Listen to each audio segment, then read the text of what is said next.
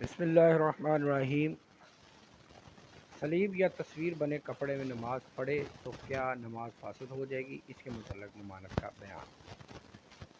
صحیح بخاری حدیث نمبر 374 حضرت انس رضی اللہ تعالیٰ عنہ سے روایت ہے، انہوں نے فرمایا حضرت عائشہ رضی اللہ تعالیٰ عنہ کے پاس ایک پردہ تھا جسے انہوں نے گھر کی ایک طرف لٹکا رکھا تھا۔ نبی صلی اللہ علیہ وسلم نے اسے دیکھ کر فرمایا ہمارے سامنے سے اپنا یہ پردہ ہٹا دو، کیونکہ اس کی تصویریں مسلسل میری نماز میں سامنے آتی رہتی ہیں۔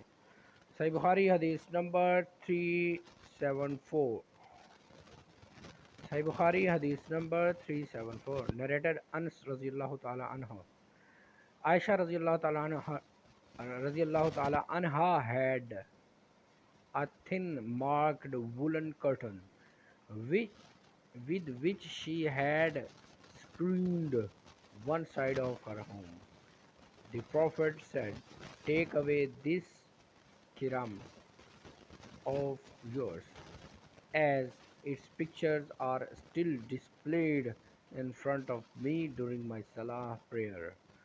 They divert my attention from Salah."